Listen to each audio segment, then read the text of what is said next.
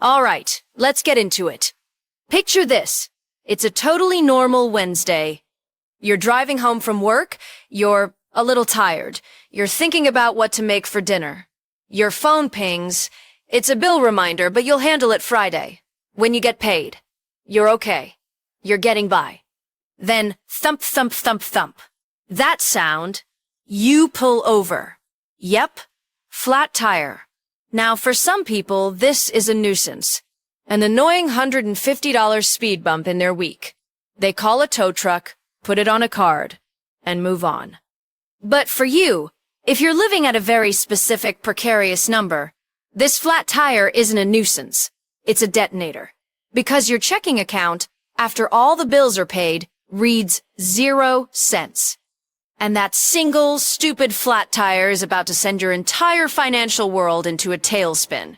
Your heart isn't just beating faster from the roadside panic, it's sinking.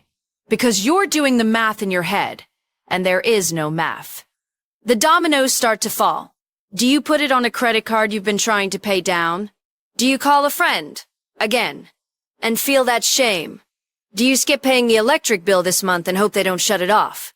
One $150 problem just became a $500 problem, which will become a $1,000 problem next month. If that feeling, that cold, sinking, domino effect panic, is familiar to you, then this video is for you. My name is Nick, and I make videos about the psychology of money. Why we do what we do, and how to build systems that actually work for our brains. If that sounds useful, hit that subscribe button. It helps this channel more than you know. And I make these videos specifically for people who are tired of the cycle. Today, we're not talking about getting rich. We're not talking about investing. We're talking about something far more fundamental. The $0 savings trap. Why hitting zero isn't just a number on a screen. It's a psychological tripwire that collapses your sense of stability, your decision-making, and your identity. And more importantly, how you can build your way out of it, starting with literally your next dollar. This is the story of why Karen's life falls apart. And Karen isn't some irresponsible stereotype. She's you, on a bad day. She's me, before I figured this out. She's anyone who is getting by but is one unexpected event away from chaos. She pays her bills on time.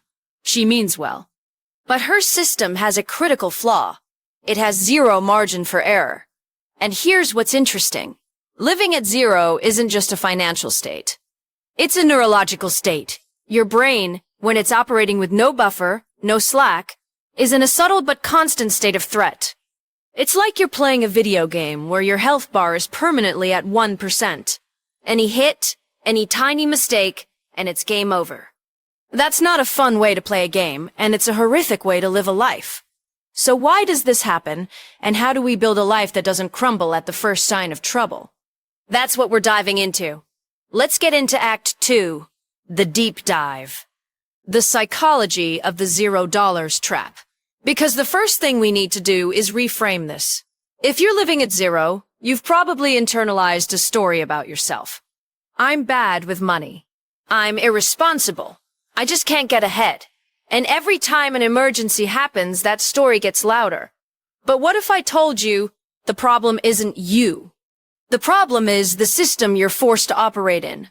And that system actively works against your brain's ability to make good decisions.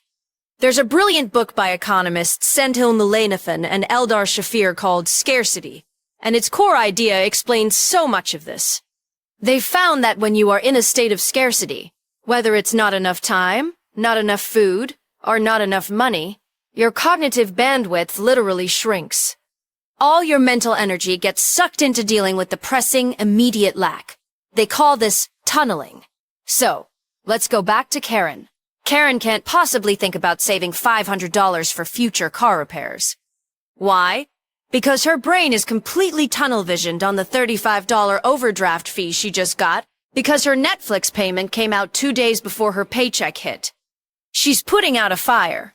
And when you're in tunnel vision, you make decisions that solve the immediate problem but create a worse one down the line. Like using a payday loan to cover the overdraft. You traded a $35 problem for a $300 problem. That's not Karen being stupid. That's the scarcity mindset in action. It makes us focus so hard on the hole in the boat that we forget we're headed for a waterfall. This leads to the second, more insidious part, the identity crisis. Every time an emergency hits, and you have $0 to handle it, it reinforces a story. I am the kind of person whose life falls apart.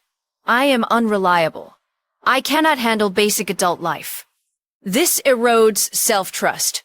You stop believing in your own capability, and when you don't trust yourself, you make even more fear-based short-term decisions. It's a vicious cycle. Now, let's add the neuroscience layer, because this is where it gets really wild. Chronic financial stress, the kind that comes from living at zero, floods your system with cortisol. That's the stress hormone. And what does cortisol do? It impairs your prefrontal cortex. That's the part of your brain responsible for long-term planning, impulse control, and rational decision-making. Literally, the part you need to get out of this mess. So, let me say this clearly. Asterisk financial stress doesn't just feel bad. It chemically makes you worse at solving financial problems. Asterisk, it's like trying to fix a broken engine while someone is shaking you. The scarcity mindset tunnels your vision. The identity crisis destroys your confidence. And the cortisol impairs your hardware. It's a triple threat. This is why all the common advice falls flat. Just budget better. Your brain is in a cortisol-fueled tunnel. Just make more money. That takes long-term planning, which your impaired prefrontal cortex struggles with. Just stop buying lattes. That feels like deprivation in a life that already feels deprived, so you rebel. We need to debunk these misconceptions. Misconception 1. I need a huge income to have savings. No. This is about priority and system. Not amount. It's about the first dollar. Not the thousandth. Misconception 2. Savings are for future me, and I'm worried about today me. This is the biggest shift. Savings are not for future you. They are for today you. They are the shock absorber between today's minor crisis and your entire life falling apart. They are today me's peace of mind fund. Misconception 3. I'll start when I'm more on top of things. You will never get on top of things to start getting on top of things. You break the cycle by starting the cycle, even if it's messy. This brings us to the mindset transformation, the journey from the Karen mindset to what I call the anti-Karen mindset. The Karen mindset, before, savings equals money I'm not spending. It feels like deprivation, like locking money away. The goal is survival. Did I pay the bills? Identity. I am barely keeping my head above water. The anti-Karen mindset. After. Savings equals purchased peace of mind. It is the single most important bill I pay to myself. The goal is not survival, but stability. Identity. I am a resilient person.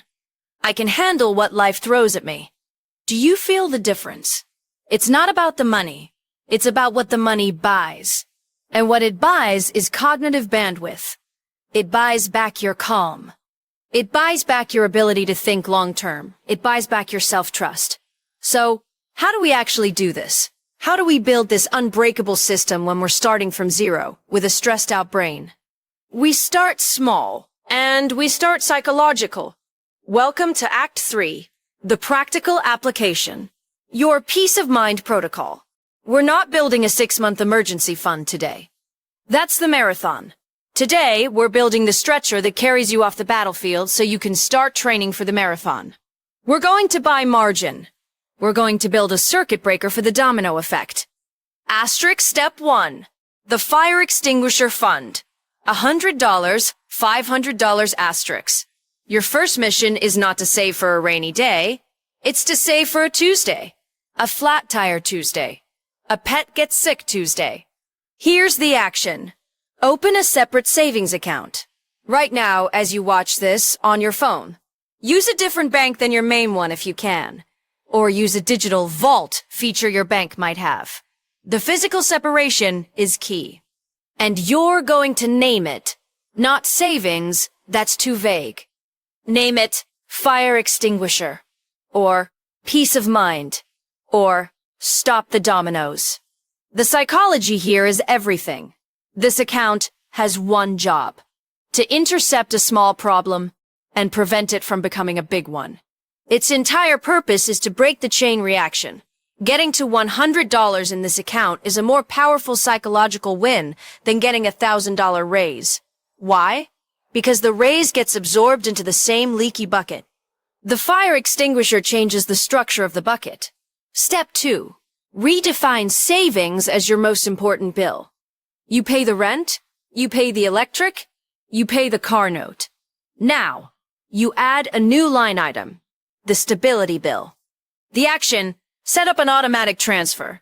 The day after you get paid, an automatic transfer moves money from checking to your fire extinguisher account. The amount? Any non-zero amount. I am dead serious. $5.